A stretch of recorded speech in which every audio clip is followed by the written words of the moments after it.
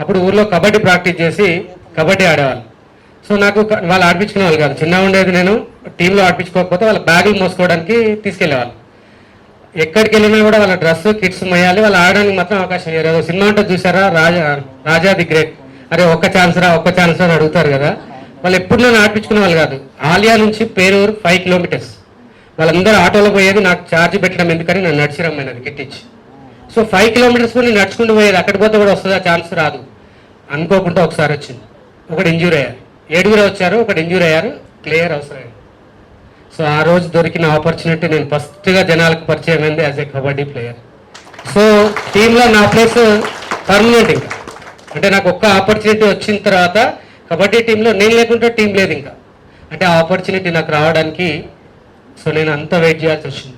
అంటే ఓపికకి చాలా రెస్పెక్ట్ ఇస్తాను. రెండోది ఇందాక పవన్ కూడా చెప్పాడు కదా, మీ అందరికి తెలుసు మిషన్లో నేను ఏమి చేయను, మీకు నిజం 100% ఏమి చేయను, కానీ నేను ఉన్నాననే ఒక ధైర్యాన్ని ఇస్తాను.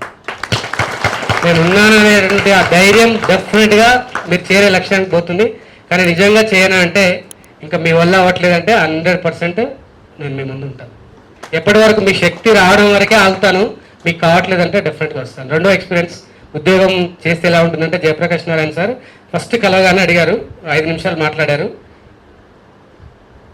నీ పోస్టింగ్ ఎక్కడ అని డైరెక్ట్గా అడిగారు.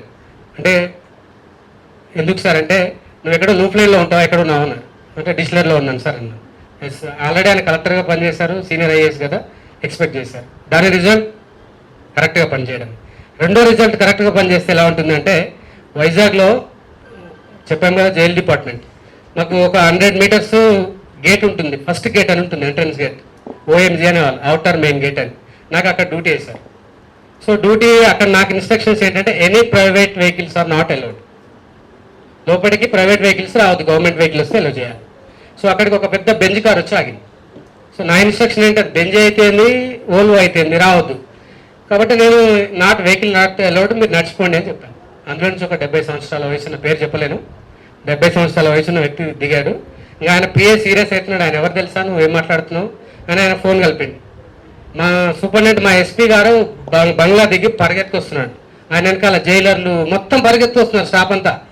ఒక 50 మీటర్ల నుంచి నన్ను తిడుతున్నాడు, తమాకుందా నీకు, బుద్ధి ఉందా నీకు, ఆయన ఎవరు అనుకుంటున్నావు, ఎవరైతే నాకేం సార్, గవర్నమెంట్ వెహికల్ కాదు ఆపినాను. ఆ పెద్ద మనిషి వచ్చి, అంటే మనకు సాధారణంగా ఈగో వచ్చేస్తుంది, అంటే ఒక చిన్న పోస్ట్ ఉంటే, డబ్బులు ఉంటే, అధికారం ఉంటే నేను పెద్ద తోపు అనుకుంటాను. ఆయన సింపుల్గా, ఆగండి సాయినాథ్ రెడ్డి గారు, ఆయన డ్యూటీ ఆయన చేశాడు, ఆయన ఎందుకు అంటున్నారు, ఓకే నేను నడిచే వస్తానంటే, ఎస్పీ గారు తెచ్చుకోమని ఆయన వెహికల్ తెచ్చుకోలేదు. నాకు ఎంత ఉంటే ఏంటండి, నాది గవర్నమెంట్ వెహికల్ కాదు, ఇక్కడ గవర్నమెంట్కి టాప్ ప్రయారిటీ అని నడుచుకుంటూ పోయాడు 77 ఏళ్ళ వయసులో. అంతా అయిపోయింది, రివర్స్ మళ్ళీ వచ్చాడు. వచ్చిన తర్వాత ఒక విజిటింగ్ కార్డు, ఇది నీ దగ్గర ఉంచు అన్నాడు. అంటే నేను నాకు ఇష్టపడలేదు, నాకు వద్దు సార్ అన్న. నేను ఏమనట్లేదు, మంచిగా ఇస్తున్నా, జీవితంలో ఎప్పుడో ఒకసారి నీకు అవసరం పడవచ్చు, ఈ విజిటింగ్ కార్డు ఉంచు అని ఇచ్చాడు. నేను జోలో పెట్టుకున్నాను, పట్టించుకోలే, లైట్గా తీసుకున్నాను, నేను నాకేం అవసరం అని. అలా ఇయర్స్ గడిచిపోయాయి. 2005లో నేను నల్గొండకు ట్రాన్స్ఫర్ అయ్యొచ్చాను. వచ్చిన తర్వాత మేడం వల్ల పెద్దనే, సో బిఎస్ఎఫ్లో పనిచేస్తారు.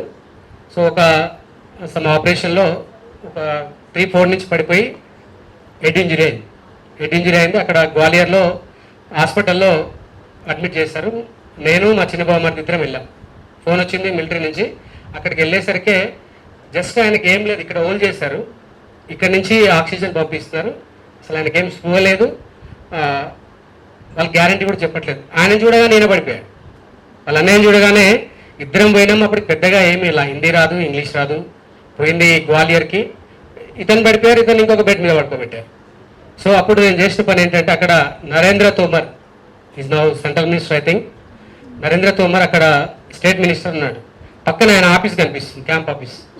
డైరెక్ట్ క్యాంప్ ఆఫీస్కి పోయాను. క్యాంప్ వచ్చిరానింది, మాట్లాడాను. సో ఇమీడియట్గా ఆయన సపోర్ట్ చేశారు అక్కడ.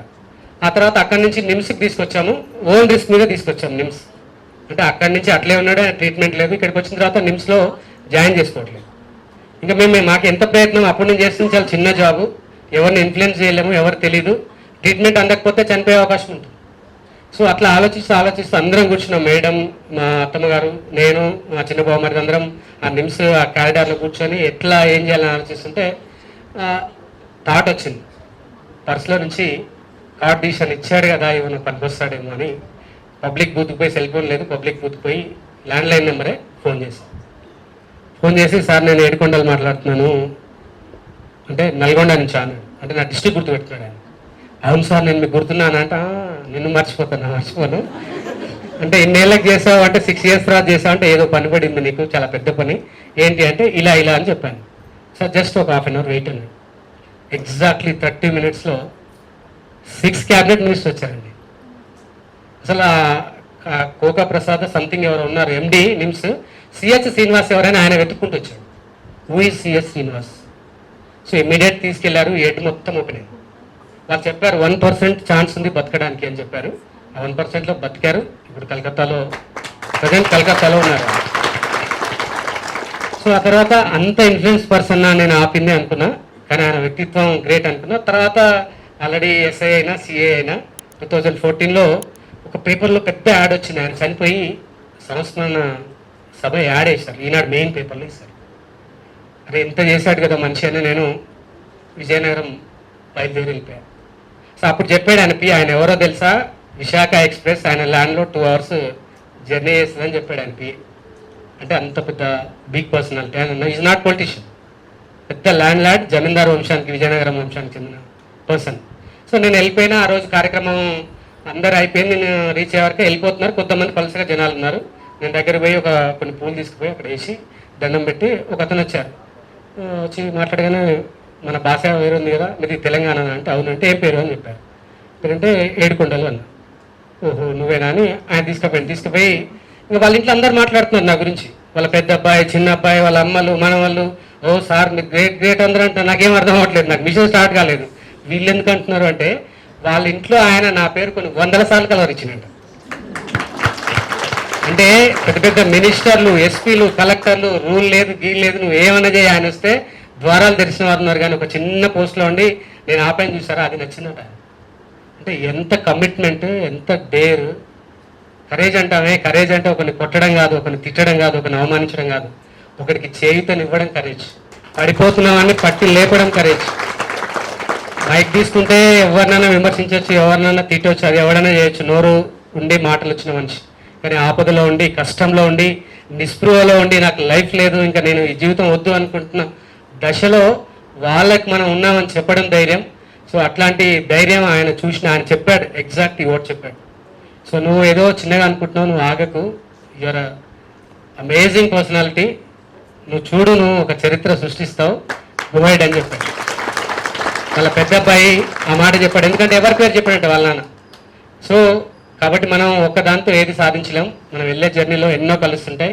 వీటన్నిటికీ మూల కారణం ఎన్ని చెప్పినా, ఒకవేళ నిజంగా దేవుడు ఉన్నాడా లేడా నేను నమ్మను, కానీ మనిషే దేవుడు అనుకుంటాను నేను. ప్రత్యక్షమైతే నేను కోరుకునే ఏకైక కోరిక, నాకు life long dream, only 1 dream, మళ్ళీ ఒక్క నిమిషం మా నాన్నతో మాట్లాడే అవకాశం ఇవ్వండి. 1 minute. ఎందుకంటే మనకు ఎవ్వరికి తెలుస్తలేదు అసలు వాట్ ఈజ్ పేరెంట్స్ అనేది, మన లైఫ్లో తెలుసుకోలేకపోతున్నాం. కానీ ఒక్కసారి మన పేరెంట్స్ అది మోటివేషన్ ఎవడో వచ్చి ఏమో చెప్పి, ఏమో చదివి 4 English words, 4 Hindi words, 4 Telugu పదాలు పట్టుకొని మనల్ని కూర్చోబెట్టి చెప్తే మోటివేషన్ కాదు. ఒక్కసారి టువర్డ్స్ అవర్ పేరెంట్స్, వాళ్ళ కష్టం, వాళ్ళ బాధ, వాళ్ళ పెయిన్, మన పట్ల వాళ్ళకున్న ప్రేమ. 1 గంట ఫోన్ కలవకపోతే, ఒక 5 నిమిషాలు ఫోన్ ఎత్తకపోతే ఎంత టెన్షన్ అవుతుంటుంది అంటే, సో దాన్ని మనం మెజర్ చేయలేము. అది ఏ రోజు మీరు తెలుసుకుంటారో మీకు వేరే మోటివేషన్ అవసరం లేదు. పేరెంట్స్ని మించిన దైవం లేరు. నేను మిషన్ భవిష్యత్తులో ఒక ఉద్యమానికి నాంది పలకబోతుంది. తల్లిదండ్రులే దైవం. మనం గుళ్ళు, గోపురాలు, మసీదులు, చర్చిలు కాదు, తల్లిదండ్రులకే గుళ్ళు కట్టాలి, తల్లిదండ్రులకే మనం మొక్కాలి. ఆ దిశగా తీసుకెళ్దాం. ఇందులో చూసారా ఎంత సింపుల్గా చేస్తారు. మన మిషన్ ప్రోగ్రామ్ ఎలా ఉంటుందంటే, ఒక 20 members కష్టపడి ఉంటారు. పెద్దగా అందరూ వచ్చి కూర్చున్నారు, మీ అందరికి తెలుసు. మీరందరూ పెద్దగా కష్టపడింది కూడా ఏం లేదు. కొంతమంది వాళ్ళ పేరెంట్స్ని తీసుకొచ్చారు. నిజంగా మీ అందరికీ, ఆ పేరెంట్స్, తల్లిదండ్రులందరికీ పాదాభివందనం అమ్మ. మీ పిల్లల్ని నమ్మండి, అద్భుతాలు చేస్తారు మీ పిల్లల్ని. ఎందుకంటే మా అమ్మ నాన్న నన్ను నమ్మారు, నేను చదవనంటే నమ్మారు, నేను తిరుగుతా అంటే నమ్మారు, నాకు ఇష్టం ఏదంటే నమ్మారు. నేను ఎవరిని పట్టించుకోలేదు, నేను మళ్ళీ చెప్తున్నాను. నేను పెద్దగా మాట్లాడేది కూడా తక్కువ. మా తమ్ముడితో అయినా, మా అక్కలతో అయినా, మా కోడళ్ళతో అయినా, మా అల్లులతో అయినా నేను పెద్దగా ఏం మాట్లాడను, ఏం చెప్పను, ఏం చేయను. కానీ సో వాళ్ళకు కూడా అర్థం కాకపోవచ్చు. డెఫినెట్గా ఏం సంబంధం లేని మీ మీద ఇంత ప్రేమ చూపిస్తున్నానంటే సో రక్త సంబంధికులు వాళ్ళ మీద ఎంత ప్రేమ ఉంటుంది. సో అది చెప్పలేం, మనం దేంట్లో కూడా మెజర్ చేయలేం. కానీ నా ఉద్దేశం ఒకటే ఏముంటుందంటే వాళ్ళకి వాళ్ళు తెలుసుకోవాలని ఉంటుంది, వాళ్ళకి వాళ్ళు ఎదగాలి, తెలుసుకోవాలి. మీరు ఎవ్వరూ ఇలా చూస్తూ ఉండండి. మనం అనుకోలేదు హైదరాబాద్లో ఇంత పెద్ద సభ జరుపుకుంటామని. ఎక్కడి నుంచి ఎక్కడికో వచ్చాం. ఇది దాటి వెళ్తుంది, ఎక్కడి వరకు వెళ్తుంది. ఇందాక అమ్మాయి వచ్చింది, మొత్తం ఎంత పర్ఫెక్ట్ ఇంగ్లీష్ మాట్లాడుతుంది ఛాయ. సీజ్ అ మిషన్ ఫాలోవర్, మామూలు ఫాలోవర్ కాదు, భాషతో సంబంధం లేదు. ఇప్పుడు ఊటీ చెప్పాడు, ఊటీలో ఒక ఫుట్బాల్ టీం ఆడుతుంది, తమిళ్స్ మిషన్ ఫుట్బాల్ టీం ఆడుతున్నారు తమిళనాడు మొత్తం. అంటే ఎక్కడికి వెళ్ళినా అంటే మనకు ఒక ప్రాబ్లం ఉంటుంది, నేను చాలా పర్ఫెక్ట్గా ఇంగ్లీష్ మాట్లాడతా కానీ నాకు రాదని భయం. ఎక్కడ మాట్లాడతా, ఇంకా గత్యంతరం లేదు అన్న దగ్గర మాట్లాడతా. నేను మహారాష్ట్ర అయినా, కర్ణాటక అయినా, కేరళ అయినా, ఎక్కడ పోయినా మిషన్ ఎందుకంటే చాలా వండర్ఫుల్గా మాట్లాడతా. కానీ లోపల ఉన్న భయం ఏంటి, తెలుగు మీడియం చదువు, సగం చదువు, 8th class drop out, open degree. ఇది నువ్వు ఎన్ని చెప్పినా కూడా ఎందుకు మనం ఇలా ఉన్నామంటే కొన్ని తరాల నుంచి మన లోపల వస్తున్న జెనెటికల్ ప్రాబ్లం ఇది. సాధారణంగా ఒక పని చేస్తుంటే వెనకకి లాగానే భయం వేస్తుంది, ఓ అది చేస్తారు ఇది చేస్తారు. నన్ను ఒకరు భయపెట్టారు, ఏమనంటే నువ్వు ఇలా చేస్తున్నావు నీ ఉద్యోగం పీకేస్తారు. ఉద్యోగం లేనివాడు అంతా ధైర్యంగా బతుకుతుంటే ఆల్రెడీ ఉద్యోగం చేసి ఇంతమందికైనా ఉద్యోగం లేకుండా నేను బతకలేనా? డెఫినెట్గా ఆల్రెడీ మేము ఒక ప్లానింగ్లో ఉన్నాము. ఒక 600 ఎకరాలు మేము డెఫినెట్గా నెక్స్ట్ ఖరీఫ్ సీజన్ నుంచి లీజుకి తీసుకోబోతున్నాం. ఎవరైతే ఉద్యోగాలు రావో వాళ్ళందరితో కలిసి ఒక అద్భుతమైన, ఇందాక నా ఫ్రెండ్ మిత్రుడు, చాలా తక్కువ మంది నాకు దోస్తులు, అందులో జలంధర్ ఒకడు, ఇందాక చెప్పాడు కల్తీ ఎక్కడ చూసినా అని. తెలుగు రాష్ట్రాల ప్రజలకు కల్తీ లేనటువంటి ఆహార ధాన్యాలని డెఫినెట్గా మిషన్ సప్లై చేయబోతుంది త్వరలో. కాబట్టి ఎవరూ అధైర్యపడాల్సిన అవసరం లేదు. వన్ అండ్ ఆల్ చాలా శక్తి ఉంది, ఆ శక్తిని బయటకు తీద్దాం. మనకి ఒక టర్మ్ వస్తుంది తప్పకుండా. ఆ టర్మ్ ఇప్పుడు అంత కూర్చున్నాడు సికింద్ర రెడ్డి గారు, అన్ని సంవత్సరాలు తెలుసు. నేను అడగలేనా పోస్టింగ్, నాకు పోస్టింగ్ కావాలి అని నేను అడగలేను. నాకు చాలా చనువు ఉంది ఆయన దగ్గర. నేను 15 years నుంచి చాలా ఇంటికి పోతే మేము తినంది బయటికి రానియడాన్ని. కానీ ఎక్కడ నాగర్ కర్నూలు వేస్తే నాగర్ కర్నూలు ఎందుకు పోతున్నాను నేను అంటే, పోదాం ఎక్కడికి పోయినా ఇంకా కొత్తది నేర్చుకుంటాను, కొత్తగా వస్తుంది. సో డెఫినెట్గా వైఫల్యాలకు భయపడకండి. కిక్ ఉండదు. నేను మళ్ళీ చెప్తున్నా, మీరు అందరూ కోరుకుంటున్నారు కంఫర్ట్. 2 అవుతుంది, ఇంటికి పోవాలి, తినాలి, మా ఇంట్లోనే ఉండాలి, మా పేరెంట్స్ తోటే ఉండాలి, చిన్న చెమట రావద్దు, కష్టం రావద్దు. సో ఎక్కడ మన టైం ఇవ్వద్దు, ఎక్కడ మన మనీ ఖర్చు అవ్వద్దు. ఇవి వదిలేయండి. కష్టాలని ఎంత ప్రేమిస్తే, వాటిని ఎంత ఇష్టపడితే జీవితం అంత గొప్పగా ఉంటుంది. నేను మళ్ళీ చెప్తున్నా, ఈ డయాస్ మీద కాదు, ఒక 5 years తర్వాత చూడండి, 10 years తర్వాత చూడండి. ఎందుకంటే నేను కాళ్ళకి బల్పం కట్టుకుని తిరుగుతారంటారు చూసారా, నేను స్కూల్స్ వదల, కాలేజీ వదల, హాస్టల్స్ వదల, యూనివర్సిటీ వదల. ఈ రీసెంట్గా ఇంకో ట్రెండ్ స్టార్ట్ అయింది, ఇంజనీరింగ్ కాలేజ్ కూడా వదలట్లేదు. సో మన 3000 స్టూడెంట్స్ ఒక్క మీటింగ్ 3000 స్టూడెంట్స్. సో ఎందుకు ఇక్కడ ఒకటే, మీ అందరికి తెలియని అంశాలు ఎవరు చెప్పారు ఇక్కడ నుంచి. ఈ డయాస్ మీదకి వచ్చి ఎంత గొప్ప వ్యక్తి అయినా మీకు తెలియని విషయం ఏం చెప్పారు. విషయాలు చెప్పడం కాదు, నిజంగా ఇక్కడి నుంచి చెప్తున్నావు, ఇక్కడి నుంచి కోరుకుంటున్నావు. సో నేను అదే కోరుకుంటున్నాను మీ అందరి నుంచి. నాకు మస్తు తిట్లు పడతాయి, మేడం చెప్తుంది కానీ గ్రేట్ మేడం, డెఫినెట్గా 100% గ్రేట్. కానీ మీ అందరి తరఫున ఉన్నప్పుడు మేడం నుంచి, ఇంట్లో నుంచి, కుటుంబ సభ్యుల నుంచి నేను నాకు ఖచ్చితంగా ఉంటాయి. కానీ వాటి నుంచి చాలా ఇష్టంగా స్వీకరిస్తా. ఎందుకు ఇష్టంగా స్వీకరిస్తా అంటే 4 మాటలే కదా, ఈ మాటల వల్ల ఇంతమందికి ఉపయోగం జరుగుతుంది కదా, ఇంతమంది పిల్లలు ధైర్యంగా ఉంటున్నారు కదా, ఇంతమంది పేరెంట్స్ సంతోషపడుతున్నారు కదా, ఇంతమంది కుటుంబాలు వెలుగులు వస్తున్నాయి కదా. కాబట్టి ఇవన్నీ మంచిగా కనిపిస్తుంది. ఇంకొకటి ఏంటంటే నా పేషెన్స్, ఓపికకు కారణం ఎవరంటే మేడమే, 100%. ఎందుకంటే ఎన్ని అన్నా నేను చెల్లించాను. ఎన్ని అన్న అంటే ఉంటుంది, సాధారణంగా ఎవరికైనా ఏముంటుంది, వాళ్ళ బిడ్డల మీద ఉంటుంది. అన్నీ చెప్తున్నావు, సమాజాన్ని ఉద్ధరిస్తున్నావు, ఏమేమో అంటున్నావు, మరి 2 పిల్లలు ఉంటారు, వీళ్ళకేంది, స్టిల్ నో ఓన్ హౌస్. కానీ 7 అంతస్తుల బంగ్లా కట్టుకున్నాడు కూడా నిజంగా మా అంత హ్యాపీగా లేడు.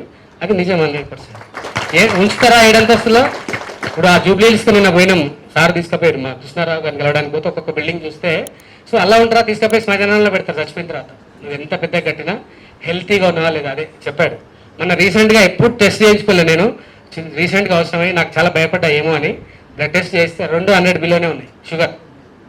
అంటే ఎప్పుడు చూసుకోలేదు షుగర్ 200 లోపట అంటే. సో అంత హెల్తీగా ఉన్నాను అనిపించింది. ఆ మధ్యలో కొంచెం భయం అనిపించింది. నిజంగా మీరు కొలిచినా కూడా 120/80 ఉంటుంది బీపీ. 72 సార్లు గుండె కొట్టుకుంటుంది. నేను చాలా సఫిషియెంట్గా నిద్రపోతా. నన్ను ఎన్ని తిట్టినా, ఎన్ని మాటలు అనుకున్నా, ఎన్ని విమర్శించుకున్నా నేను రియల్.